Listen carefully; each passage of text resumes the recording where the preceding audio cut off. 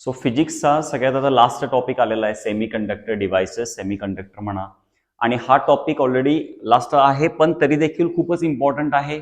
Semi कंडक्टरचे सगळ्यात favourite question आणि सगळ्यात सोपा पार्ट विचारला तर लॉजिक गेट हे सगळ्यांना माहिती आहे, पण त्याच्या आधीचा पार्ट ना कुणाला नको आहे लक्षात ठेवा, कारण की तो तिथं इम्पॉर्टंट आहे, पण बरेच जण माहिती असून स्किप करतात.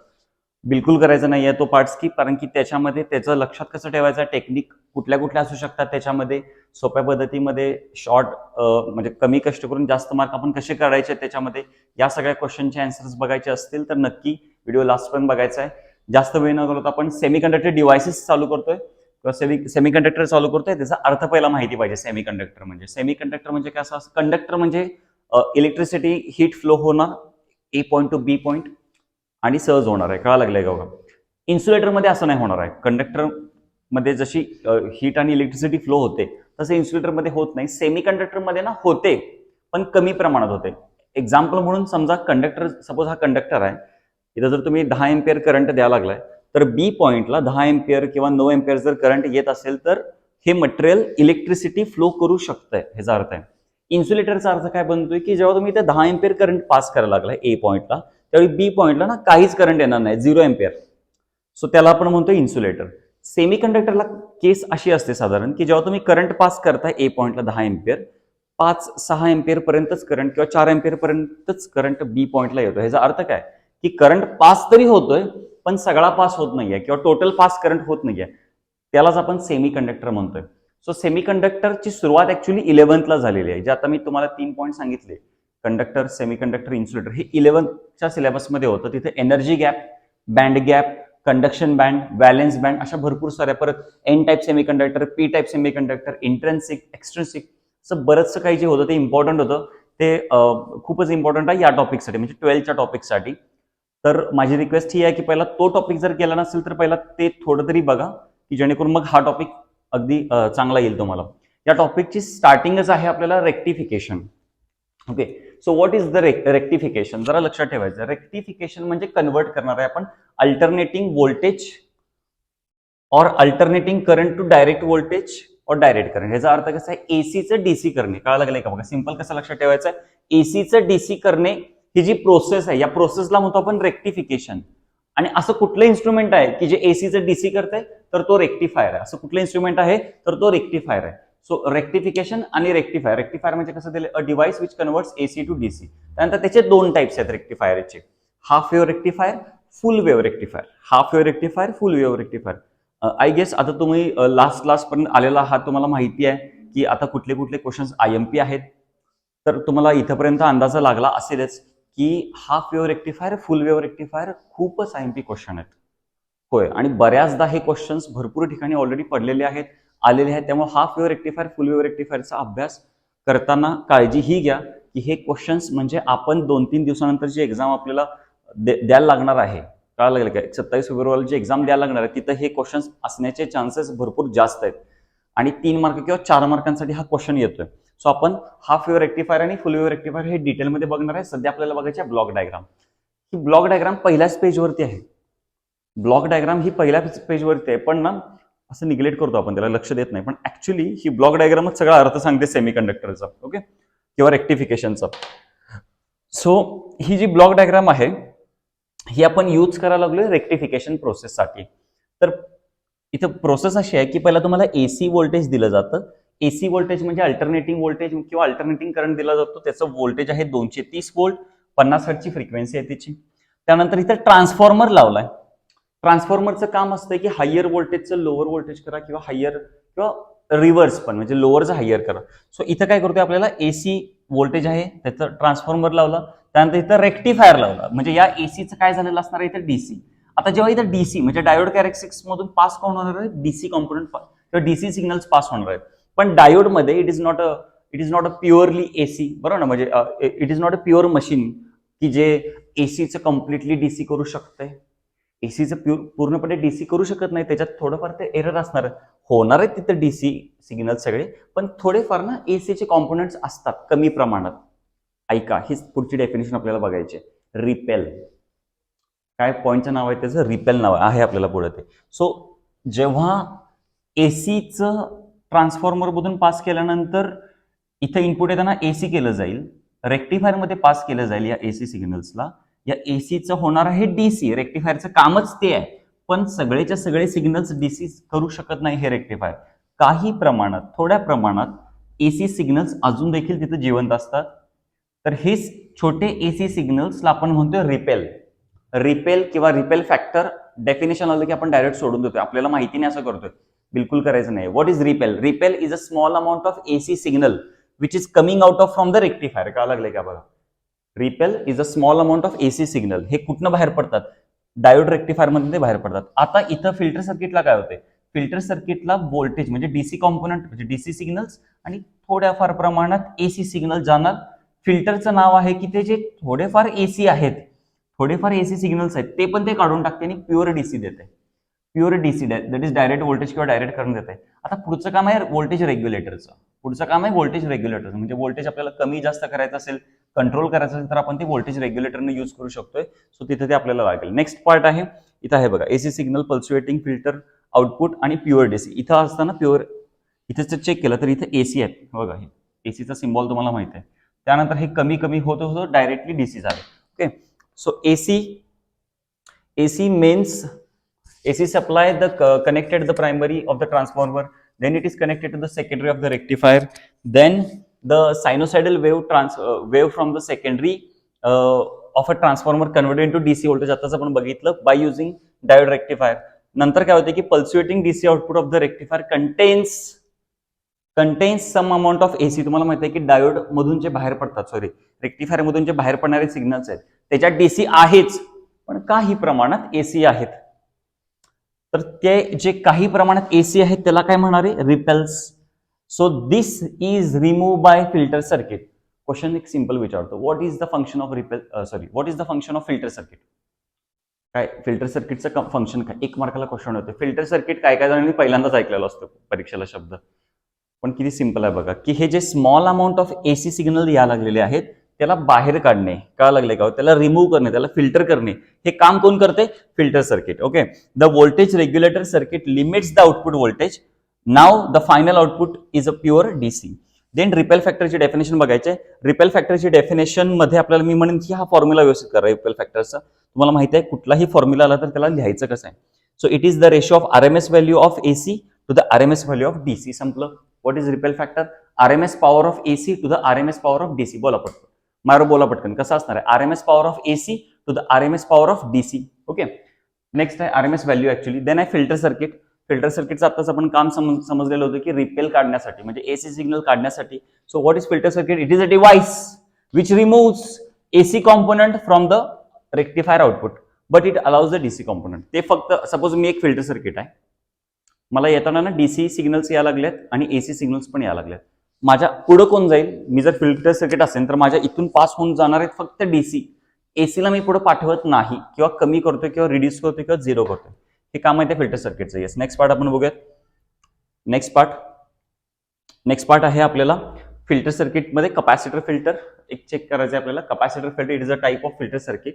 त्याचे ऍडव्हान्टेजेस आहेत, एक्स्ट्रीमली पॉप्युलर आहे हा बऱ्याच ठिकाणी इलेक्ट्रॉनिक डिव्हाइसेसमध्ये आपल्याला यूज केला माहिती असेल. So because of low cost, small size, light weight, uses कसे आहेत? बॅटरी इल्युमिनेशन मध्ये त्याचा यूज केला जातो आणि स्मॉल लोड करंट म्हणून त्याला वापरलं जातं.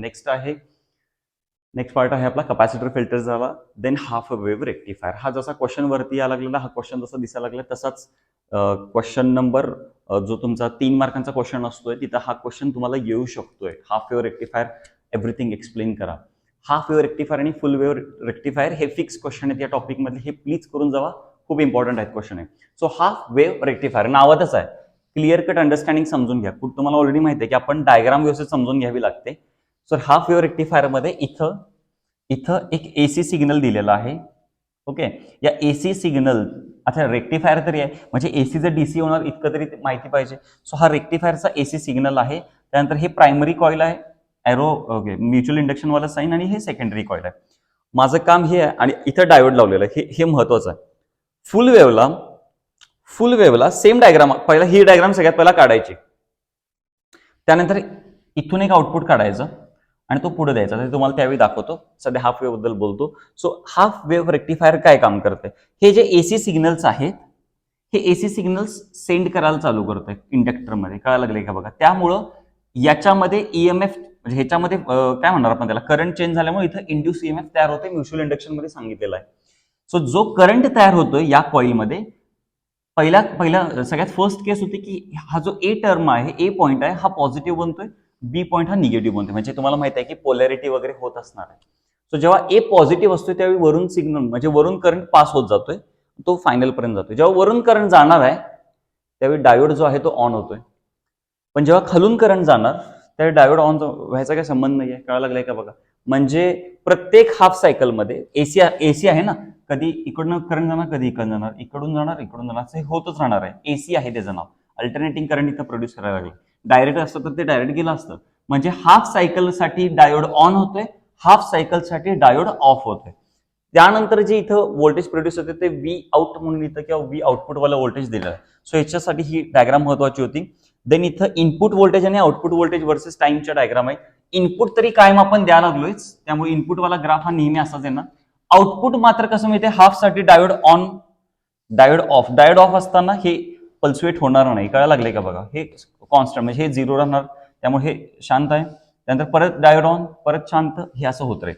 हेच महत्वाचं होतं हाफ वेव्ह रेक्टिफायर. आणि फुल वेव्हचे डायग्राम आलेले सेम. मगाशी मी सांगितलं की ह्याच्यामध्ये डायोड एकच होतं मगाशी, इथं डायोड दोन आहेत. सेम मगाचीच डायग्राम. आता समजा हे मी तुम्ही काढून टाकलं असं समजा, तर मगाचीच डायग्राम येते सेम, फक्त इथं D1 D2 करायचं आहे. चेंज काय झाला पाहिजे, मगाशी इथं जे आर होतं ते आर पुढे टाकायचं आहे सेपरेट, आणि त्याला अक्रॉस एक अर्थिंग करायचं आहे. एवढं फक्त लक्षात ठेवायचं आणि ते आउटपुट वाला असणार आहे. सिमिलरली ह्याच्यामध्ये काय होईल की एसी सिग्नल असल्यामुळे एसी मधून हे कधीतरी हे प्लस बनेल, हे ज्यावेळी प्लस बनेल त्यावेळी हे मायनस असेल, हे ज्यावेळी मायनस असेल त्यावेळी लेट्स से तुम्हाला माहिती की करंट वरून जाणार, त्यावेळी कोण ऑन होणार, पहिल्या केसमध्ये कोण ऑन होणार, D1 ऑन होणार. करंट तरी तिकडून निघायला लागलाय, त्यामुळे D2चा काही संबंध नाहीये तिथं. ज्यावेळी D1 ऑन असणार आहे, ज्यावेळी D1 ऑन असणार त्यावेळी D2 ऑफ असायला पाहिजे, त्यावेळी D2 काय असायला पाहिजे, ऑफ. हाफ वेव्हची डायग्रामच मॉडिफाय करून कशी येईल ते लक्षात ठेवा. हाफ वेव्हच्या मध्येच आपल्याला D1 D2 टाकलाय आणि मधून काढून इथं जो रेजिस्टर होता तो इथे टाकलाय आणि ह्याला या टाईपमध्ये अर्थिंग केलेलं आहे आणि पुढे तो कनेक्शन घेऊन गेलेला आहे. जेव्हा हे प्लस बनेल, हे मायनस बनेल, त्यावेळी इथं काय होईल, D1 ऑन होईल, at the same time D2 of राहील. एसी सिग्नल असल्यामुळे पोलॅरिटी चेंज होईल. मागच्या केसमध्ये ए पॉझिटिव्ह होता, आता इथं बी पॉझिटिव्ह होईल, ए निगेटिव्ह होईल. ज्यावेळी ए निगेटिव्ह होईल त्यावेळी करंट खालून जाईल, पण इथं पण आता D2 आहे. मग या केसमध्ये काय होईल, सेकंड केसमध्ये D2 ऑन होईल. ज्यावेळी D2 ऑन होणार आहे त्यावेळी D1 ऑफ राहणार. का लागलंय का बघा, D2 ज्यावेळी ऑन होणार त्यावेळी D1 ऑफ राहणार. म्हणजे हे कंटिन्युअसली, मग परत D1 ऑन, मग परत D2 ऑन, ह्या केस कंटिन्युअसली चालू राहील आणि आपल्याला एक signal versus voltage versus time वाला एक ग्राफ मिळेल, जे की असं असेल. हे इनपुट तरी राहणारच आहे, पण आउटपुटला पहिल्या वेळी काय होणार, D1 ऑन. ज्यावेळी D1 ऑन असणार आहे त्यावेळी D2 ऑफ असणार. कळा लागले का बघ, D2 काय असणार, ऑफ. ज्यावेळी D2 ऑन असणार त्यावेळी D1 काय असणार आहे, ऑफ असणार आहे. ज्यावेळी परत D1 ऑन होणार त्यावेळी D2 काय होणार, परत ऑफ होणार. आणि लास्टला परत जेव्हा D2 ऑन त्यावेळी D1 ऑफ होणार. हे लक्षात ठेवा, कोण ऑन होणार आहे आणि कोण ऑफ होणार आहे काय लक्षात ठेवायचं. पण काय नाही, D1 D2 घ्या, ऑन ऑन ऑन लिहित गेलं तरी चालेल. पहिला D1 on, D2 on, D1 on, D2 on. म्हणजे तिथं नाही आहे ते ऑफ असणार, एवढं लक्षात ठेवा. नेक्स्ट आहे rectification. Rectification takes place in the both the cycles, बरोबर ना. आता हे थोडेसे इम्पॉर्टंट पॉईंट्स दिलेले आहेत त्याच्यातले, की जे रेक्टिफिकेशन आहे याच्यामध्ये फुल वेव्हसाठी ह्या दोन्ही सायकल्समध्ये होत आहे, बरोबर ना. वरच्या सायकलमध्ये पण आणि खालच्या सायकलमध्ये पण. जेव्हा वरून करंट जाणार आहे, खालून करंट जाणार आहे, दोन्हीमध्ये rectification takes place in the both cycles of the AC. जर दोन्हीकडे रेक्टिफिकेशन होत असेल, तर रेक्टिफायर जो आहे त्याची फ्रिक्वेन्सी कशी असली पाहिजे, मॅक्सिमम असली पाहिजे. त्याची इफिशियन्सी कशी असली पाहिजे, मॅक्सिमम असली पाहिजे. सो ह्याची इफिशियन्सी कशी असणार आहे, हायर असणार. देन रिपेल्स कमीत कमी असणार आहे ना बट रेक्टिफायरचं काम काय आहे? रिपेल्स कमी करायचं काम आहे. म्हणजे जर एखाद्याची इफिशियन्सी हायर असली तर तिथं रिपेल म्हणजे एसी सिग्नल कमी असणार than the half wave rectifier. Half वेव्हची इफिशियन्सी कमी का असणार सांगा? एकदाच रेक्टिफिकेशन होते. खालनं ज्यावेळी जातोय त्यावेळी रेक्टिफिकेशन होत नाही. वरून ज्यावेळी जाणार आहे ए पॉईंट मधून ज्यावेळी जाणार हाफ वेव्हची डायग्राम आठवा तेव्हाच त्याचं रेक्टिफिकेशन होणार. खालून ज्यावेळी जाणार त्यावेळी रेक्टिफिकेशन होणार नाही. फुल वेव्हला तसं नाही आहे. वरून पण रेक्टिफिकेशन होणार आहे ए मधून आणि बीच्या सायकल मधनं पण रेक्टिफिकेशन होणार आहे. म्हणजे रेक्टिफिकेशन जादा होणार. रेक्टिफिकेशन जादा होणार म्हणजे तिथं रिपेल्स कमी असणार. रेक्टिफिकेशन जादा होणं म्हणजे तिथे रिपेल्स कमी असणार. ओके, सो हे इम्पॉर्टंट होतं. नेक्स्ट बघूयात आपण. नेक्स्ट आहे डिफरन्स आहे. हा डिफरन्स बऱ्याचदा ऍक्च्युली पडायचा चान्स होता पण भरपूर वेळा नाही पडलेला. So half wave rectifier full wave रेक्टिफायरचा डिफरन्स आहे. Half wave it is a device which rectifies only one half of its cycle. एकदाच होतंय, सॉरी हाफदा होतंय. देन इथं कसं होतं, it is a device or circuit which converts or rectifies both the halves, वरच्या हाफ मधून पण आणि खालच्या हाफ मधून पण. देन इथं इफिशियन्सी कमी असणार आहे, इफिशियन्सी जादा असणार आहे. जर इथे इफिशियन्सी कमी असेल तर तिथे रिपेल्स जादा असणार, इथे रिपेल्स कमी असणार. का लागले का? बहुतेक मी हा पॉईंट दिलेला नाही पण हा पॉईंट तुम्ही मेन्शन करू शकताय. जिथे इफिशियन्सी कमी असणार तिथे रिपेल्स जादा असणार. म्हणजे तुम्हाला इथे लिहू शकता तुम्ही 5वा पॉईंट म्हणून repels, the number of repels is more किंवा लार्ज, इथे number of repels is less. Okay, than half wave rectifier uses single diode. Half wave मध्ये किती डायोड वापरले आपण? एकच. इकडे 2 डायोड वापरले. त्यानंतर इथं एसीची जी फ्रिक्वेन्सी असते 50 हर्ट्स. फुल वेव्हची जी फ्रिक्वेन्सी असते ती 100 हर्ट्स असते. हे थोडंसं लक्षात ठेवावं लागेल, डबल फ्रिक्वेन्सीमध्ये काम करते. देन नेक्स्ट पॉईंट आहे आपला, येस, नेक्स्ट पॉईंट आहे special purpose junction diode. Next point कुठला आहे आपला? Special purpose junction diode. ह्याच्यामध्ये ना भरपूर सारे डायोड आहेत आपल्याला, पुढे आता बघूयात आपण. So diode which are specially designed to work in the reverse bias are known as special purpose diode. असे डायोड की जे रिव्हर्स बायस मध्ये काम करतील. रिव्हर्स बायस मध्ये तुम्हाला माहिती आहे पीएन जंक्शन फॉरवर्ड बायस आहे, पीएन जंक्शन रिव्हर्स बायस आहे.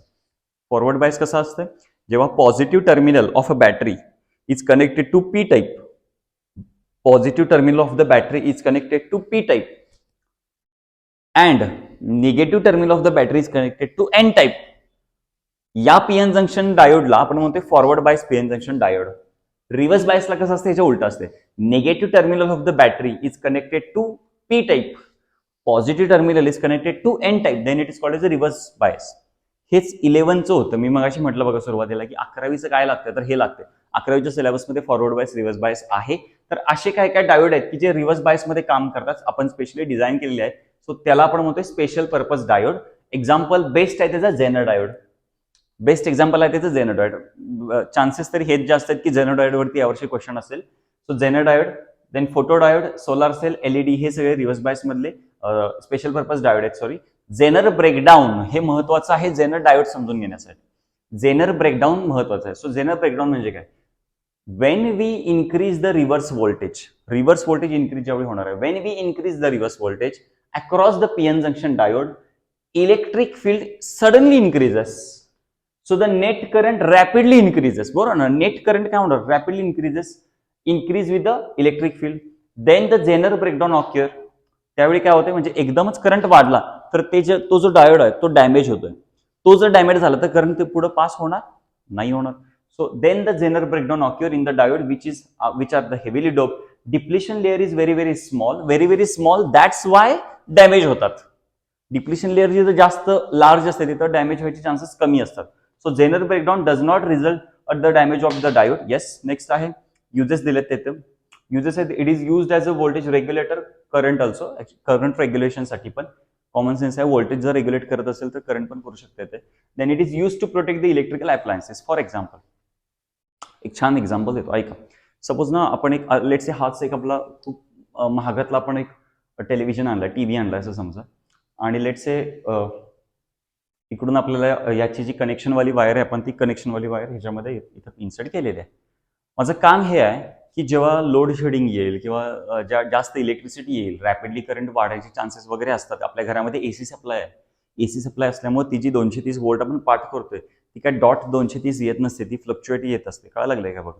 सो असं चान्सेस असतात की या टीव्हीला ना जेव्हा कधी हे डिझाईन केलेली कंपनी आहे त्यांनी सांगितलं की बाबा या XYZ एम्पियर वालाच करंट इथं आला पाहिजे, त्याच्यावरती आला तर हे डॅमेज होणार, का लागले का? त्याची काहीतरी कपॅसिटी असते. पण घरातले जे फ्रिक्वेन्सीवाले जे सिग्नल्स असतात, AC सिग्नल्स असतात, तिथं फ्लक्च्युएटिंग असते, त्यामुळे असे चान्सेस असतात की करंट कधी कधी जादा पण येऊ शकतोय. मग हे त्याला चालणार नाही, हे त्याला चालणार नाही इतक्या महागातल्या टीव्हीला. मग त्यावेळी आपल्याला काय करायला लागतं, एक जेनर डायोड लावावा लागतो त्याच्या आधी.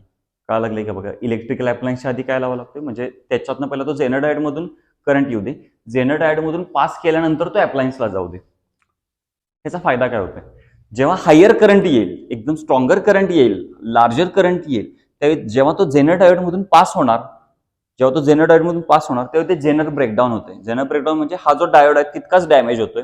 हा डॅमेज झाला की करंट पुढे जात नाही. करंट पुढे न गेल्यामुळं, म्हणजे हायर करंट पुढे न गेल्यामुळं जे तुमचं अप्लायन्स आहे ते नीट राहतंय, कळा लागलंय का बघा, चांगलं राहतंय किंवा डॅमेज होत नाही. सो हा त्याचा मेन पर्पज आहे. So Zener diode as a voltage regulator, एक पॉईंट बघायचं आपल्याला, Zener diode as a voltage regulator. So when Zener diode occurs in the breakdown voltage, when Zener diode occurs in the breakdown voltage, yes, then voltage across it remains the constant. Across the voltage म्हणजे आता इथं आपल्याला हा diode लावला, हा Zener डायोडचा symbol आहे, actually हा जेनर डायोडचा सिम्बॉल आहे. सो जेव्हा आपण अक्रॉस द लावणार आहे, then voltage across it remains the constant even current through the value its changes. का लागलाय का बघा, करंट जरी चेंज झाला तरी व्होल्टेज कॉन्स्टंट राहते. Then this property of the zener diode is used as a voltage regulation. हीच property आपण यूज करणार आहे व्होल्टेज रेग्युलेशनसाठी. येस, इथं जर डायग्राम मध्ये व्यवस्थित बघितलं, डायग्राम इम्पॉर्टंट आहे. अनरेग्युलेटेड इनपुट सिग्नल आहे हे AC, जेनर डायोड लावलेला आहे, परत हे 3 करंटवाले मिली एमिटर लावलेले आहेत, लोड रेजिस्टन्स आहे, आणि इथं मात्र रेग्युलेटेड आउटपुट आहे. रेग्युलेटेड आउटपुट म्हणा किंवा रेग्युलेटेड किंवा कंट्रोल्ड आउटपुट म्हणा व्होल्टेजसाठी, इथं राईट साईडला आहे. सो वर्किंग कसं करते, a Zener diode is connected across unregulated source, that is Vin, through a series resistance RS. The load resistance RL is connected in a parallel to the Zener diode. तर तुम्ही बघितलं होतं diagram मध्ये की RL is connected parallel to the Zener diode. इथं Zener diode होता आणि इथं RL होतं. Then Zener is connected in the reverse bias. Obviously reverse bias मध्येच काम करणार आहे, आपल्याला झालेलं आहे स्पेशल पर्पज मध्ये. सो याचा आउटपुट V इनपुट कसा असणार आहे, VS plus VZ, but I is equal to main जो करंट जायला लागलाय तो IL प्लस IZ, म्हणजे लोड रेजिस्टन्स मधून जो करंट जायला लागलाय प्लस जेनर मधून जो करंट जायला लागलाय, I is equal to IL plus IZ. तसंच VI साठी तुम्हाला माहिती आहे IRS, VS साठी, VZ साठी काय येणार आहे IZ वगैरे येईल. सो कॉमन वगैरे काढल्यावरती IL plus IZ RS plus VZ हे फायनली येईल. आणि हे लक्षात ठेवावं लागेल की VI चा formula IL plus IZ into RS plus V0 म्हणजे आउटपुट व्होल्टेज असं लक्षात ठेवलं तरी चालेल, कारण की V0 म्हणजेच इथं VZ आहे. नेक्स्ट आहे फॉरवर्ड अँड रिव्हर्स कॅरेक्टरिस्टिक्स किंवा IV कॅरेक्टरिस्टिक्स आपण म्हणतो याला. क्वेश्चन जर असा आला की right a draw the forward and reverse characteristics, तो हे कधी वाचलेलंच नाही असं म्हणायचं नाही बाळ. IV कॅरेक्टरिस्टिक्स म्हणजेच कसं असणार आहे, तिथं जेनर डायोडच्या फॉरवर्ड अँड रिव्हर्स कॅरेक्टरिस्टिक्स असणार आहेत. आता जरासं व्यवस्थित लक्ष द्या इकडे.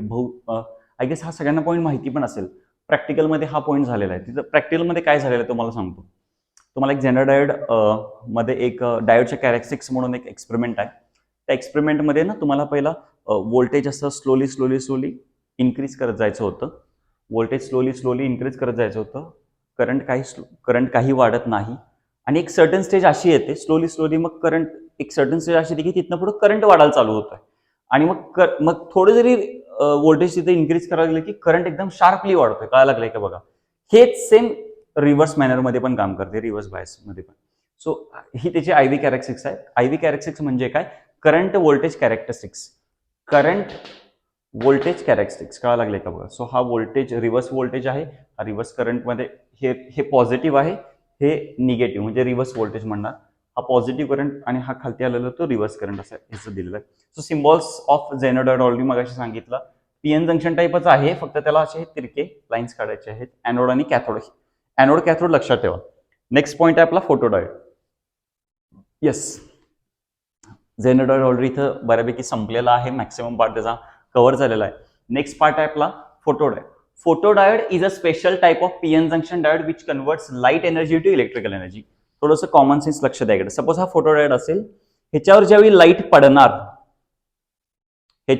लाईट पडणार, PN जंक्शन तरी ते आहेच, तर पी टाईप मध्ये काय असतात, होल्स असतात. एन टाईप मध्ये काय असतात, इलेक्ट्रॉन्स असतात.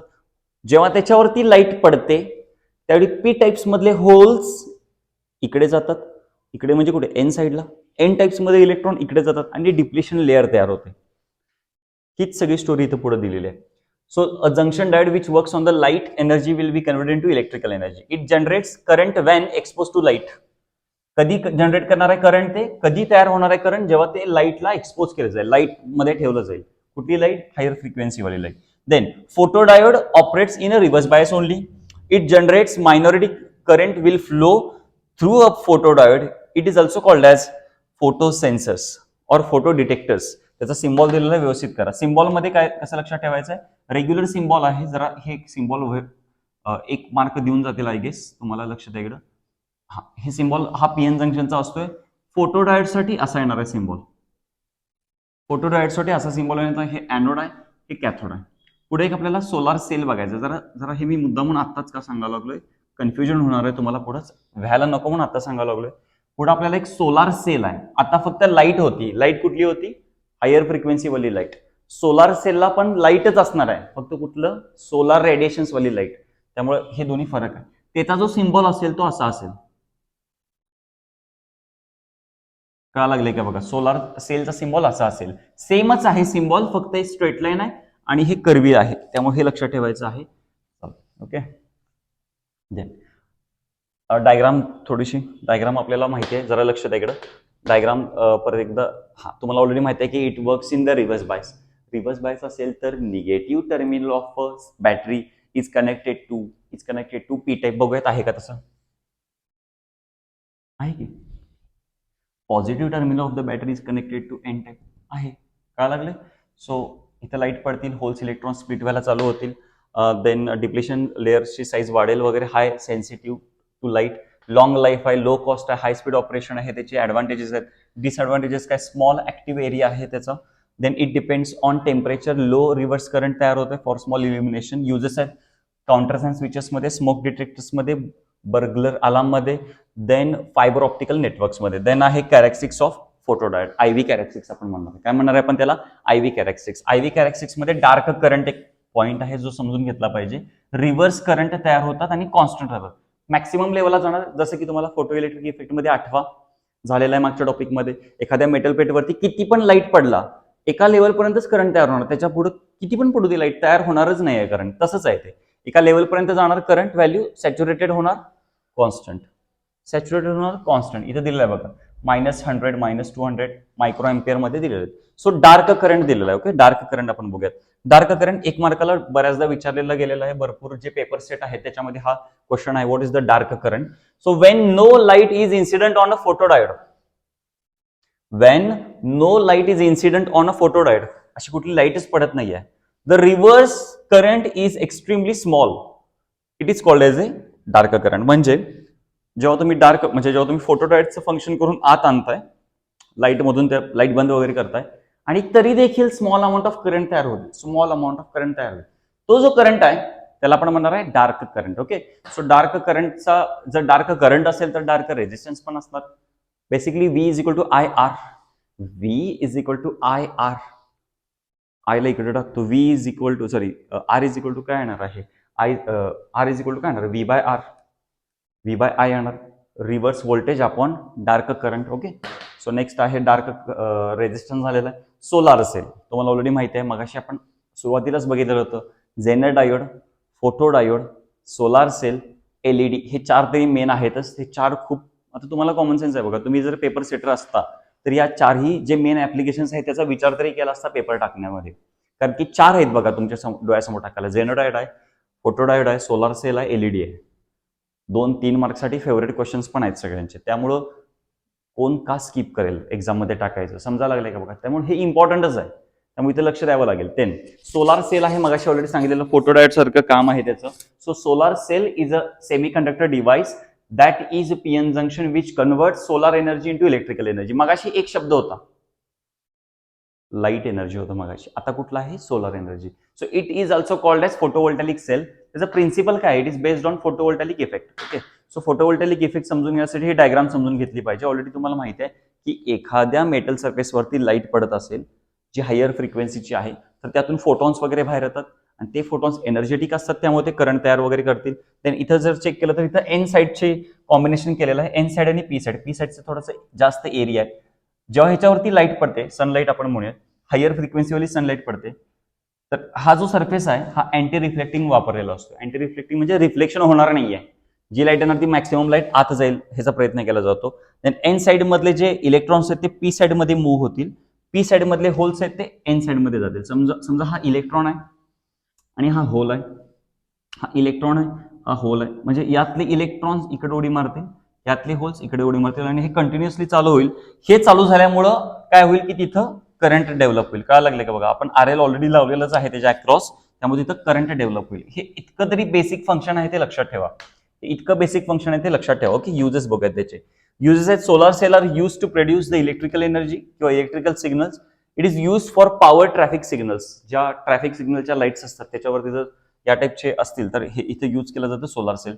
It is use to supply a power to earth satellites and calculators and batteries. म्हणजे पॉवर्स ऍज अ पॉवर म्हणून पण आपण इथं म्हणजे इलेक्ट्रिसिटी सप्लाय म्हणून एक यूज केला जातो. देन आहे एलईडी. नेक्स्ट आहे एलईडी. एलईडी मध्ये सिम्बॉल पहिला लक्षात ठेवायचा आहे, सेम फोटो डायोड सारखा सिम्बॉल आहे, फक्त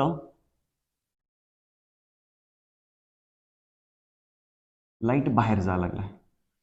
मगाशी लाईट फोटो डायोडला त्याच्यावरती डायोडवरती पडत होता, आता लाईट काय व्हायला लागला तिथून बाहेर जायला लागला. ओके, सो एनोड कॅथोड ते सगळं कळालं असेल. डायग्राम खूप महत्वाचे आहे. डायग्राम मध्ये हा जो आपण काय म्हणूयात, इलेक्ट्रोड म्हणूयात, हा जो आहे तो पॉझिटिव्ह आहे, हा आहे cathode that is negative. Then इथं वायर बॉन्ड आहे, वायर बँड आहे ऍक्च्युली, आणि इपॉक्सी लेन्स आहे. ही लेन्स कशी आहे, इपॉक्सी म्हणजे इट्स लाईक अ बल्बचं स्ट्रक्चर असते जसं. ओके, देन इन्सिडेंट लाईट आत यायला लागला, तर एलईडी. ओके, देन आता तुम्हाला माहिती आहे ह्याच्यावर थोडंसं जास्त कॉन्सन्ट्रेट करा. एलईडी मध्ये ही डायग्राम जास्त लक्षात ठेवा. एलईडी तुम्ही ऑलरेडी बघितलेलंच असेल, पण हे जास्त महत्वाचं आहे. Valence band, conduction band, valence band, conduction band. जेव्हा इलेक्ट्रॉन इथं असं उडी मारून जाणार आहे, का लागलंय का बघा, कुठून कुठं, जेव्हा इलेक्ट्रॉन किंवा फोटॉन आपण म्हणूयात, इलेक्ट्रॉन म्हणा, व्हॅलेन्स बँड मधून कंडक्शन बँड मध्ये उडी मारून जाणार, त्यावेळी जात असताना एनर्जी इमिट करतोय, स्वतःमधनं काय टाकतोय, एनर्जी अशी बाहेर टाकतोय आणि वरती जातो. ती जी एनर्जी असते ती in the form of light असते. ती जी एनर्जी असते ती कशी असते, in the form of light. So light emitting energy आपण म्हणूयात, किंवा लाईट, ती जी एनर्जी असते ती in the form of light असते. देअरफॉर आपल्याला इथनं असं बाहेर लाईट पडल्यासारखा दिसतो, म्हणजे इथं या दोन्ही इलेक्ट्रॉनच्या सेंटर पासून असं लाईट लागल्यासारखा दिसतो. कारण जेव्हा electron valence band to conduction band जात असते त्यावेळी तो जाणार तर आहेच, फक्त तो जाताना काय करतोय, एनर्जी बाहेर टाकतोय, आणि ती जी एनर्जी असते ती इन द फॉर्म ऑफ कशी असते, लाईट असते, in the form of light. त्यामुळे ते लाईट इमिटिंग डायोड आपण त्याला नाव तसंच ठेवलेलं आहे. ओके, देन ऍडव्हान्टेजेस बघूया त्याचं. एनर्जी इफिशियंट आहे, लॉंगर लाईफ आहे. Then switching time is very very small, eco friendly आहे. कलर फ्लेक्झिबिलिटी असतात, म्हणजे वेगवेगळे कलर्स आपण तिथे यूज करू शकतो. ऑलरेडी तुम्हाला माहिती आहे कलर फ्लेक्झिबिलिटी असणे म्हणजे काय. डिसएडव्हान्टेजेस काय, टेम्परेचर डिपेंडन्स, व्होल्टेज सेन्सिटिव्ह, हाय इनिशियल कॉस्ट आहे. जर तुम्ही कॉस्टिंग बघितलं रेग्युलर ट्यूबलाईटचं आणि एलईडीचं, तर थोडा पहिला खर्च जास्त असतोय, पण इफिशियन्सी त्याची चांगली आहे, लॉंगर लाईफ आहे. ऍप्लिकेशन्स काय use in a television, cellphones. LED use for the different colours, for different display. 7 segment display unit. आता 7 सेगमेंट डिस्प्ले युनिट म्हणजे काय ते व्यवस्थित लक्ष द्याकडे, हे बऱ्याच ठिकाणी आपल्याला ऍप्लिकेशन मध्ये लागेल, लक्ष द्याकडे, हे भरपूर ठिकाणी. किंवा असं म्हणा की हे पेपरमध्ये पण एक वेळ असं जर आलं की 7 सेगमेंट डिस्प्ले युनिटमध्ये मला हे नंबर्स काढून दाखवा, कळेल तुम्हाला मी काय बोलायला लागलोय ते. ओके, लेट्स से एक मिनिट फक्त परफेक्ट लागेल, लक्ष द्या. तुम्हाला असं म्हटलं की तिथं कॅल्क्युलेटरवरती जो 2 नंबर येतोय, 3 नंबर येतोय, का लागले का, डिजिट, जे डिजिट्स येतात ते पण ऍक्च्युली एलईडीच आहेत, का लागले का वगैरे, ते कसे असतात, ते कुठले असतात. सो इथं let's say ABCDEFG. Okay, ABCDEFG. I guess तुम्हाला हे परफेक्टली दिसत असेल. तर इथं 7 एलईडी आहेत, 7 एलईडी आहेत, बघूयात. ABCDEFG का लागले का बघा, एकूण 7 सेगमेंटवालं एलईडीचं मी स्ट्रक्चर असं केलेलं आहे की ते नंबर्स इंडिकेट करेल. समजून चला, असं मांडून चला की मला 3 हा नंबर पाहिजे आहे. मला माझ्या कॅल्क्युलेटरच्या डिव्हाइसवरती तेवढ्या सेगमेंटवरती 3 हा नंबर दिसायला पाहिजे. जर 3 हा दिसायला पाहिजे असेल तर B C D F G हे जे नंबर आहेत ते वाले एलईडी असे ऑन होणार, म्हणजे बाकीचे दोन ऑफ होणार. बाकीचे दोन म्हणजे कोण, ए आणि ई. जरा चेक करूयात. ए आणि ई ऑफ झाले की कसं दिसतंय बघा, हे बघा हे 3 सारखं दिसेल.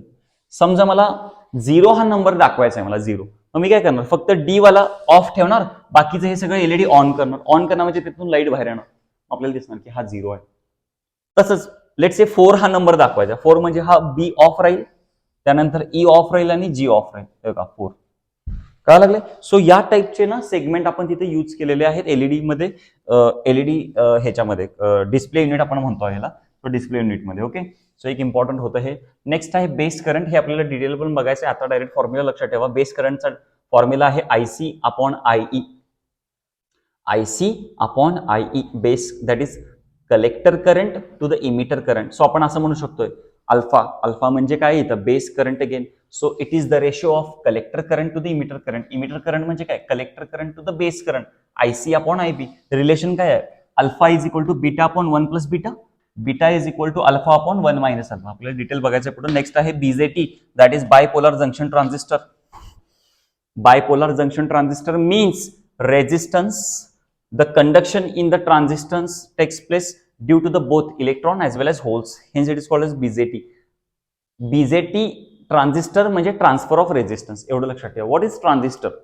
Transistor means transfer of resistance. त्याचे टाइप्स आहेत दोन, एनपीएन, पीएनपी. NPN, PNP. एकदा सिंपल डेफिनेशन पण सांगून ठेवतो त्याची, जरा लक्षात द्या. हा लक्षात द्या, हे ट्रान्झिस्टरचे दोन टाइप्स आहेत, P N P transistor, N P N transistor. दोन पी टाइप सेमीकंडक्टर मध्ये एक एन टाइप सेमीकंडक्टर सँडविच केलाय. सँडविच करावं लागलं का, इथं पण तसंच आहे. दोन एन टाइप सेमीकंडक्टर मध्ये एक पी टाइप सेमीकंडक्टर सँडविच केलाय.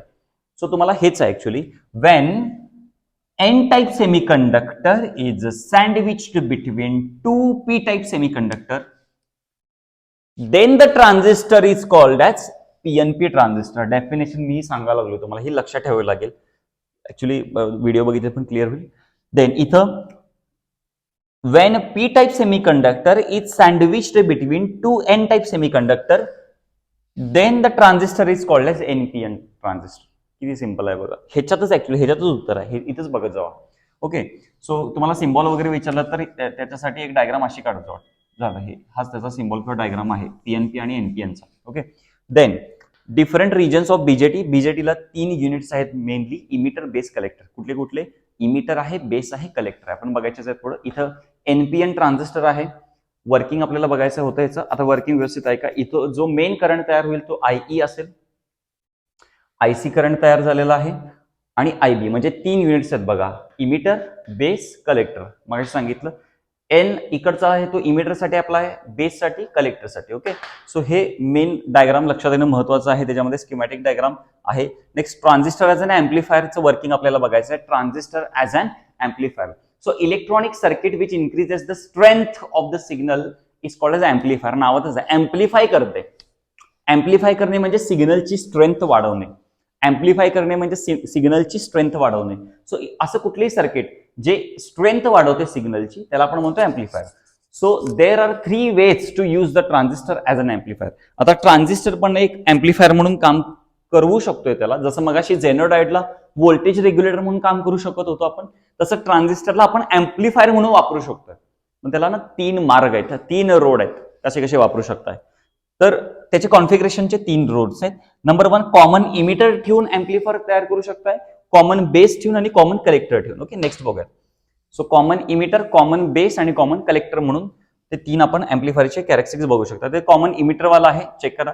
The emitter of the transistor is common to the both input and output. Check केलं, इमिटर कॉमन आहे. इथं काय सांगितलेलं आहे, emitter of the transistor is common.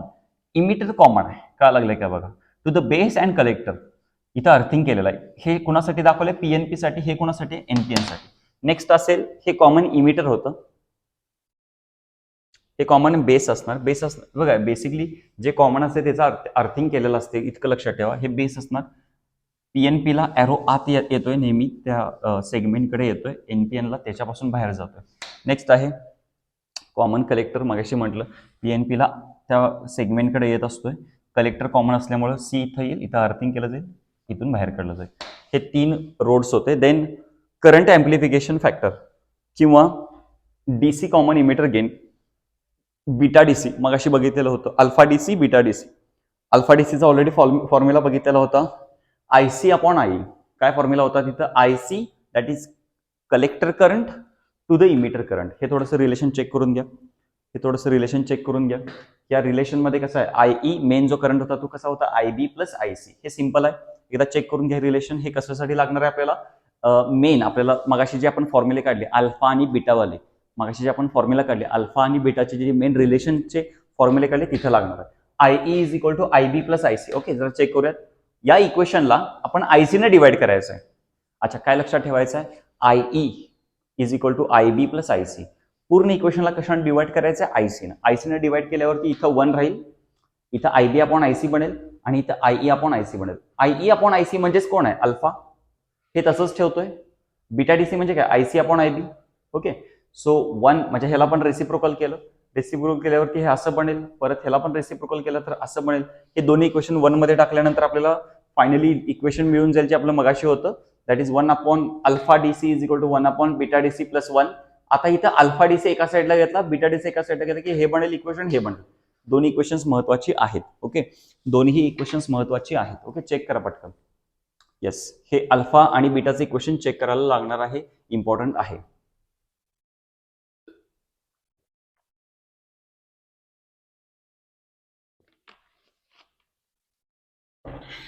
Next, alpha बीटाचं रिलेशन न्यूमरिकलसाठी इम्पॉर्टंट आहे. Then characteristics of BJT. Characteristics of BJT हा थोडासा इम्पॉर्टंट क्वेश्चन आहे, पण हिची डायग्राम जर चेक केली की डायग्राम मध्ये तुम्हाला भरपूर किचकट वाटत असेल डायग्राम, पण त्याच्यामध्ये मेन कुठल्या गोष्टी पाहिजेत ते सांगतो मी तुम्हाला. ऍटलिस्ट हे व्हीईबी, व्हीसीसी आणि एनपीएन ट्रान्झिस्टर आणि मायक्रो दॅट इज एम्पियर कळायला लागले का? हे 3-4 ज्या मेन गोष्टी आहेत, रेजिस्टन्स, या गोष्टी तरी फिक्स पाहिजे त्याच्यामध्ये. कॅरेक्टरिस्टिक्स आपण बघूयात, इनपुट कॅरेक्टरिस्टिक्स आणि आउटपुट कॅरेक्टरिस्टिक्स. 2 ग्राफ आहेत, डायग्राम राहू दे, पण ऍटलीस्ट हे तरी व्यवस्थित करा. तुम्हाला माहिती आहे की व्होल्टेज पहिला वाढत जाते, करंट काही वाढत नाही आणि एक अशी स्टेज येते की करंट एकदम राईज व्हायला चालू होतो, करंट वाढायला लागलाय, कळायला लागलाय का बघा, करंट एकदम वाढायला चालू होतोय. सो द इनपुट कॅरेक्टरिस्टिक्स म्हणजे हीच आहे. Input characteristics is a graph of plotted base current that is IB versus base emitter voltage that is VBE, okay, at constant collector emitter potential that is VCE constant ठेवून आहे. So it is found that काय समजलं आपल्याला इथं? It is found that up to specific base potential the base current is zero. Then base current starts at a potential up to 0.6 to 0.8 पासून तो start हा वरती जायला चालू करेल, then maximum ला जाईल. Then after base current increases with the base emitter voltage that is VBE. Then input that is AC input resistance किती दिलेला आहे? Rn is equal to delta VBE upon delta IB. Next आहे output characteristics. Output characteristics हे असं वाढत जात होतं, हे असं जाईल. ओके, जर चेक करा ह्याच्यामध्ये हे आउटपुट कॅरेक्टरिस्टिक्स आहेत, ह्याच्यामध्ये जे रिझल्ट आहेत ते पण इम्पॉर्टंट होते. So output characteristics is a graph plotted between IC and voltage across collector emitter junction म्हणूयात आपण, पोटेन्शियल म्हणा, ऍट कॉन्स्टंट आयबी म्हणजे बेस करंट. ओके, सो हे आउटपुट कॅरेक्टरिस्टिक्स जे इम्पॉर्टंट होतं. नेक्स्ट आहे आपल्याला लॉजिक गेट्स. बऱ्यापैकी हा लास्ट पार्ट पर्यंत आलेलो आहे आपण. तुम्हाला माहिती आहे लॉजिक गेट हे सगळ्यांचेच फेवरेट आहेत आणि सगळ्यांना माहिती आहेत की लॉजिक गेट्स हे सिंपल आहेत सर, आम्ही करतो. पण तरी देखील लॉजिक गेटची डेफिनेशन काय काय जणांना येत नाही. ते बरेचसे पुढचं पार्ट येते तुम्हाला. आय नो की ज्यांचं मॅथ्स आहे, स्पेशली ज्यांचं मॅथ्स आहे त्यांना हे खूप चांगलं येते, कारण की लॉजिक हे टॉपिक पण आहे. पण लॉजिक गेट काय सांगतो तुम्हाला, it is a digital circuit with 1 or more, म्हणजे तिथं एक आणि एकपेक्षा जास्त इनपुट असू शकतात, पण एकच आउटपुट असायला पाहिजे. पण आउटपुट किती असायला पाहिजे? एकच. So it is a digital circuit with 1 or more input signal, but only 1 output signal is called as a logic gate. But only 1 output is called as logic gate. Then आपल्याला बघायचं होतं इथं बघायचं होतं ट्रुथ टेबल म्हणजे काय. Then काय बघायचं होतं आपल्याला? Truth table. So truth table म्हणजे काय असणार आहे? It is a logic gate shows all possible input combinations and output combinations. म्हणजे असं एक एक्सप्रेशन असणार आहे ते, किंवा असं एक टेबल असणार आहे की तो टेबल काय सांगेल? सगळे इनपुट आणि सगळे आउटपुटचे कॉम्बिनेशन्स असलेला टेबल. म्हणजे जर इनपुट हे असेल तर आउटपुट काय, इनपुट हे असेल तर आउटपुट काय, असला कॉम्बिनेशन असलेला एक टेबल असेल, त्या टेबलला नाव ठेवायचं आहे आपण ट्रूथ टेबल. देन आहे Boolean expression. So Boolean expression is a mathematical expression that provides the relation between input and output. Simple आहे. ट्रूथ टेबल काय सांगतोय की असा टेबल की जो इनपुट आणि आउटपुट मध्ये कॉम्बिनेशन दाखवेल. What is Boolean expression? असे एक्सप्रेशन की जे इनपुट आणि आउटपुट मध्ये कॉम्बिनेशन दाखवेल. काय डोकं लागते त्याला? टेबलच्या ऐवजी एक्सप्रेशन शब्द वापरायचा, बुलियन एक्सप्रेशन निघून जाईल. Mathematical expression that shows the relation between input and output of the logic gate किंवा सिग्नल्स म्हणा. तर बेसिकली दोन मेन टाईपचे गेट आहेत, फंडामेंटल गेट आणि डिराइव्हड गेट. फंडामेंटल गेट हे मेन गेट. मेन गेट तीन आहेत. कुठले कुठले? ऑर, अँड आणि नॉट. कुठले कुठले तीन आहेत? OR gate, AND gate, NAND gate. आणि डिराइव्हड गेट दोन आहेत. कुठले? नॉर आणि नॅन्ड गेट. अजून एक आहे एक्सॉर गेट. हे मागच्या वर्षी बोर्डाला आलं होतं, आय गेस 2019 का 20च्या दरम्यान आलं होतं, 21च्या दरम्यान काहीतरी आलं होतं. एक्सॉर गेट बद्दल सांगा. सो इम्पॉर्टंट होतं आणि इथं कुठंच तुम्हाला दिसत नाही. तुम्हाला एक्सॉर गेटला सगळ्यांनी नॉर गेट लिहून टाकलं, चुकलं सगळ्यांचं. एक्सॉर गेटला सगळ्यांनी कुणाचं लिहून टाकलं? NOR gate. रॉंग. ते आहे आपण कव्हर केलेलं या व्हिडिओमध्ये. सो आपण बघूयात. आता नंबर 1 आहे आपल्याला बघायचं आहे. आता पहिला आपण फंडामेंटल गेट बघणार. सगळ्यात पहिला काय बघणार आपण? Fundamental gate. फंडामेंटल गेटमध्ये बघत असताना अँड गेट बद्दल बघणार. आता इथे मी टेक्निक सांगणार आहे, लक्षात कसं ठेवायचं आहे. टेक्निक सांगणार आहे, लक्षात कसं ठेवायचं. त्यामुळे लक्षात ठेवा पहिला पॉइंट्स. कुठलाही गेट येऊ दे, कोणतंही गेट येऊ दे, गेट कुठलं पण असू दे, सगळ्यात पहिला लिहायची त्याची डेफिनेशन. काय लिहायचं? पहिला डेफिनेशन.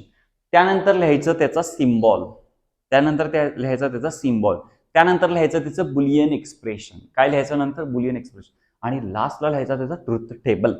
हे मिनिमम 4 पॉईंट पाहिजेत. बोला माझ्यावर. कुठलं पाहिजे? सगळ्यात पहिला डेफिनेशन पाहिजे, सिम्बॉल पाहिजे, बुलियन एक्सप्रेशन पाहिजे, ट्रूथ टेबल पाहिजे.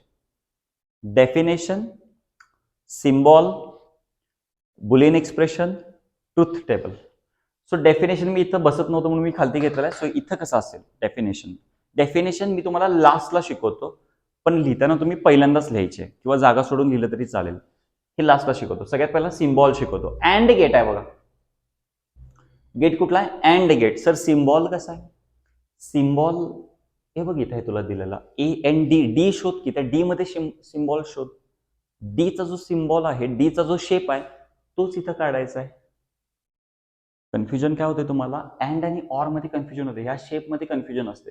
बघा एक्झॅक्टली सेम आहेत सगळे दिसायला, फक्त इथं स्ट्रेट आहे आणि इथं कर्वी नेचर आहे. ह्याचं पण आपल्याला टेक्निक आहे. ह्याचं पहिला समजून घ्या. अँड गेट मध्ये जे शेवटचं डी आहे ते डीच तुम्हाला सांगते की अँड गेटचा सिम्बॉल कसा आहे. बघा इथे डी दिसतंय का? काय लागलंय का? बघा डी साठी हे स्ट्रेटच काढायला लागणार आहे कंडिशनली. सो बुलियन एक्सप्रेशन कसं येणार आहे? A dot B. Boolean expression कसं येणार आहे? A dot B. So input 2 आहेत इथं, 2 इनपुट आहेत आणि आउटपुट 1 आहे. इनपुट आहे AB, आउटपुट आहे Y. सो इनपुटमध्ये तुम्हाला माहिती आहे कसं आपल्याला लिहायला लागतं? 2 सिग्नल्स असतात, बायनरी सिग्नल 0 आणि 1. लॉजिक गेटला कुठलीही भाषा कळत नाही, 2च कळतात, एक तर 0 किंवा 1. सो 0 म्हणजे लो सिग्नल, 1 म्हणजे हाय सिग्नल. सो हे 0 0 1 1, परत 0 1 0 1, 0 0 1 1, 0 1 0 1. आता इथं कसं दिलंय बघा, इथं 1 1 इज 1 आणि बाकी सगळे 0 असंच लक्षात ठेवायचं. काय लक्षात ठेवायचं? 1 1 is 1 and all remaining R 0. And गेटसाठी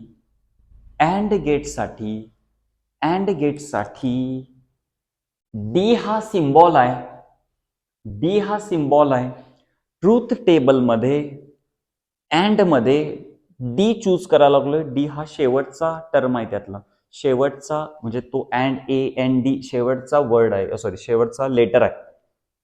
ट्रूथ टेबलमध्ये पण शेवटचं जे असणार तेच तिथं 1 येणार. का लागलंय का बघा? म्हणजे काय? 1 1 इज 1 ऑल इज 0. बस इतकं तरी व्यवस्थित करा. ह्याच्यातनं परत बघायचं पण नाहीये. हे का लागलंय का बघा, हे इतकं क्लिअर होऊन जाईल.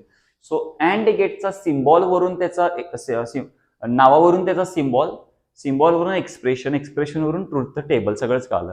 डेफिनेशन राहिली, जरा ऐका. आउटपुट 1 म्हणजे हाय असतो. 1 कधी आहे? जेव्हा दोन्ही इनपुट कसे आहेत? हाय आहेत. सो फॉर अँड गेट किंवा असं म्हणा, when output is high only when कधी असणार आहेत? Both the inputs are high. Then the gate is called as a AND gate. इथं आपण बघूयात काय लिहिलेलं आहे. AND gate is a electronic circuit which has high output. High output कधी? Only when both the inputs are high. कळा लागले?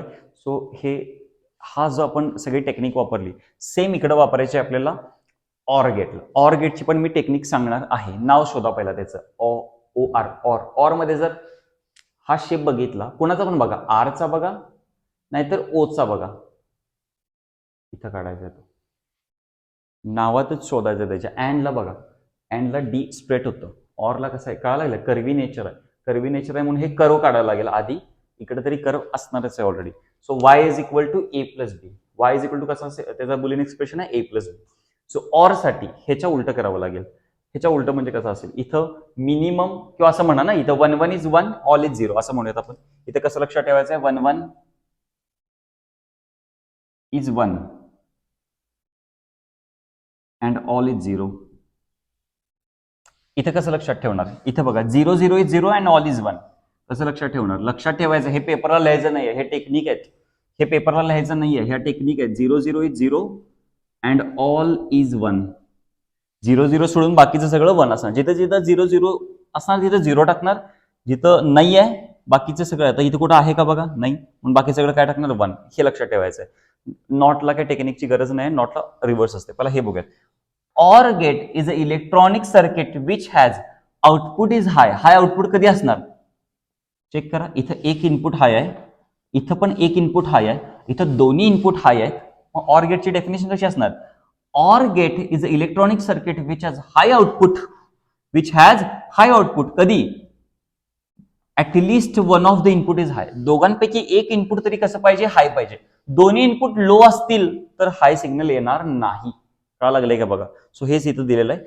Not gate बघा, नॉट गेट मध्ये 0 ला असणार 1, 1 चा तुम्हाला माहिती आहे उलट होणार डायरेक्टली. याच्यात काही जास्त डिटेल बघायचं नाही. सिम्बॉल असा आहे त्याचा, हा बबल लक्षात ठेवा. y is equal to A बार होते. ए असेल तर ए बार, बी असेल तर बी बार, म्हणजे त्याच्या उलट असेल. 0 असेल तर 1, 1 असेल तर 0. देन आता इथं कसं म्हणणार, NOT gate is a electronic circuit has high output. Has high output कधी, when its input is low. त्याचा इनपुट कसं आहे, लो. त्यामुळे डेफिनेशन ना तिथंच बघून तयार करा. जास्त त्रास करून घ्या, तिथल्या तिथं डेफिनेशन बघून तयार करायची. या टेक्निक लक्षात ठेवा, या ट्रूथ टेबलला काम करून देतील तुम्हाला. नेक्स्ट पॉईंट आहेत आपले. तर हे 3 मेन गेट झालेले आहेत. ओके, सो 3 मेन गेट झालीत, दॅट इज फंडामेंटल गेट. आता आपल्याला बघायचं आहे डिराइव्ड गेट. नेक्स्ट कुठलं बघायचं आहे, डिराइव्ड गेट. सो डिराइव्ड गेटमध्ये नॅन्ड गेट आहे, नॉर गेट आहे, एक्सॉर गेट आहे. हे एक्सॉर गेट महत्वाचं आहे. एक्सॉर गेट महत्वाचं आहे. सो नॅन्ड गेटचा सिम्बॉल नॅन्ड, अँडच्या आधी एन लावले म्हणजे तिथं अँड गेट पहिला आहे आणि नॉट गेट आहे. बघा अँड आणि नॉट. अँडचा जो आउटपुट काय जरा सांगा, अँडचा आउटपुट असतोय ए, एक मिनिट, अँडचा जो आउटपुट असतो तो किती असतोय, A dot B, that is A bar, sorry A dot B असतो. आणि त्याचं उलट म्हणजे काय करणार, त्याचं निगेशन. निगेशन म्हणजे काय, ए डॉट बी बार कसं असणार आहे तिथं, ए डॉट बी बार. इथं बघितलं ए बी अँड आहे, ए डॉट बी इथंपर्यंत आलंय. आणि ह्याच्या पुढे जाऊन काय होते, त्याच्या उलट होते. उलट म्हणजे काय होते, ए डॉट बी बार. ओके, आता ह्याचा कन्फाईन मध्ये कॉन्ट्रॅक्ट करून जो सिम्बॉल तयार होतोय तो असा असेल, डी असेल आणि इथे एक बबल काढायचं. याचा बबल ह्याला द्यायचं, Y is equal to A dot B bar. कळा लागलंय का बघा, A dot B bar. Boolean expression कळालं असेल, बुलियन एक्सप्रेशन. त्यानंतर मगाशी आपण अँडला जे पाठ केलं होतं, काय केलं होतं पाठ, 1 1 इज 1 अँड ऑल इज 0. त्याच्या उलट करायचं आहे. म्हणजे मगाशी 1 1 इज 1 होतं, आता इथं उलट म्हणजे इथं 1 असताना इथं 0, बाकीच्या ठिकाणी इथं 0 होतं, इथं सगळं 1 आलं. डेफिनेशन कशी तयार करणार, NAND gate is electronic circuit has high output कधी, when at least one of the input is low. दोघांपैकी एक तरी इनपुट लो पाहिजे. दोन्ही जर हाय असतील तर तिथं ते हाय आउटपुट येत नाही. हे होतं नॅन्ड गेट. आता आपल्याला बघायचं आहे नॉर गेट. नॉर म्हणजे ऑर आहे आणि प्लस नॉट आहे. OR gate plus NOT gate. Y is equal to, आता तुम्हाला माहित आहे इथं जो सिम्बॉल असेल ए प्लस बी निघेल. कसं निघेल ते, ए प्लस बी असं निघेल. ओके, लक्षात आहे. इथं काय निघेल तुम्हाला, ए प्लस बी, ए प्लस बी. इथंपर्यंत काय निघेल, ए प्लस बी, कारण की ऑर आहे ना बाळ. आता त्याच्या उलट म्हणजे काय टाकणार, त्याच्या डोक्यावरती बार, निगेशन असल्यामुळं. सो परत हे आहे असं सिम्बॉल घेऊन परत हा बबल टाकून ए बी आहे, Y is equal to A plus B bar असं झालेलं आहे. ऑर गेटच्या उलट करायचं. ऑर गेटला काय लक्षात ठेवलेलं होतं? 0 0 is 1 and all is 0 0 is 0 and all is 1 असं लक्षात ठेवलेलं होतं. सर मग ते लक्षात कसं ठेवायचं? लक्षात येत नाही. पण ऑर बघ की नावातच आहे, ऑर ओ बघ हे सांगायला लागले 0 0 इज 0. आता नाही कसं पाहिजे तुला? नावातच आहे ते, पण त्याला पण टेक्निक नाही लागत लक्षात ठेवायचं. नावातच ते बऱ्यापैकी सगळं क्लिअर होऊन जाते. सो ऑर गेटच्या उलट करायचं. मग मगाशी होतं 0 0 इज 0 होतं मगाशी, त्याच्या उलट करा. उलट म्हणजे काय? 0 0 इज 0 नाही लिहिणार मी, आता लिहिणार 1 अँड ऑल इज 1 होतं मगाशी, आता त्याच्या उलट म्हणून 0 सगळं टाकणार. मग NOR gate is a electronic circuit has high output. कधी? When both the inputs are low. दोन्हीचे दोन्ही इनपुट कसे पाहिजेत? लो पाहिजेत. सो हे होतं एक्सप्रेशन नॉर साठी. आणि आता आपल्याला बघायचं आहे एक्सॉर गेट. आपल्याला बघायचं आहे एक्सॉर गेट. एक्सॉर गेट हे असं कॉम्बिनेशन आहे की तिथं जे आउटपुट असते ते असं असते, A bar dot B plus A dot B bar. म्हणजे ए तुम्हाला माहिती आहे, बी इनपुट तुम्हाला माहिती आहे, त्याचे बार करायचे म्हणजे त्याचे निगेशन काढायचे दोन्हीचे पण, आणि त्यांचं असं कॉम्बिनेशन करायचं आहे. म्हणजे Y is equal to A bar dot B plus A dot B bar. आता त्याचा सिम्बॉल असा आहे, थोडासा ऑर सारखाच आहे, फक्त मागं अजून एक लाईन त्याला आली पाहिजे. इथं बुलियन एक्सप्रेशन होईल त्याचं ए प्लस बी आणि त्याला सर्कल टाकायचं आहे. काय टाकायचं? सर्कल. हे जरी लिहिलं तरी चालेल बुलियन एक्सप्रेशन. ओके. देन इथं आपल्याला ए घेतलेला, इथं मात्र ए जरा लक्षात ठेवा 0 0 1 1 असं येत नाही. ए जो आहे तो 0 1 0 1 येतो, हे लक्षात ठेवावं लागेल. बी जो आहे तो 0 0 1 1 आहे. ए बार म्हणजे ह्याच्या उलट 0चं 1 1चं 0 0चं 1 1चं 0. बी बार म्हणजे 0चं 1 0चं 0 1चं, म्हणजे ह्याचं उलट करायचं. देन ए बार डॉट बी. आता ए बार आणि बी मध्ये डॉट आहे. डॉट म्हणजे अँडवाला. अँडवाला म्हणजे कोण? 1 1 इज 1 अँड ऑल इज 0. कसं होतं? 1 1 इज 1 अँड ऑल इज 0. जरा चेक करूया यात 1 1 इज 1 कुठे दिसते? 1 1 1 1 1. हा 1 1 इज 1 दिले काय बघा, अँड ऑल इज 0. आणि कुठं आहे का 1 1? नाही. मग बाकी सगळं 0. परत ए डॉट बी बार, ए आणि बी बार मध्ये परत 1 1 इज 1 बघा, आहे बघा इथं 1 1 इज 1 केलं, ऑल इज 0, ऑल इज 0. आणि मग परत या दोघांमध्ये प्लस म्हणजे ऑर. ऑर म्हणजे 0 0 इज 0 अँड ऑल इज 1. आताच बघितलं ना ऑर साठी, इथं प्लस साईन आहे की, प्लस साईन कुणाचं असते? ऑरच असते. हे नॉर आहे, ऑरच असते. त्यावेळी कसं असते ते? 0 0 इज 0. चेक करूयात या दोघांमध्ये 0 0 0 0 0 इज 0, बाकी सगळं 1 झालं एक्सॉर गेट. सो हे लॉजिक गेट ना इतकं डिटेलमध्ये घ्यायचं रिझन आहे की कमी कष्ट करा त्याच्यासाठी आणि जास्त लक्षात ठेवा की कमीत कमी टाइममध्ये खूप चांगलं कळेल. त्याच्या नावातच त्याची आन्सर शोधायचा प्रयत्न करा.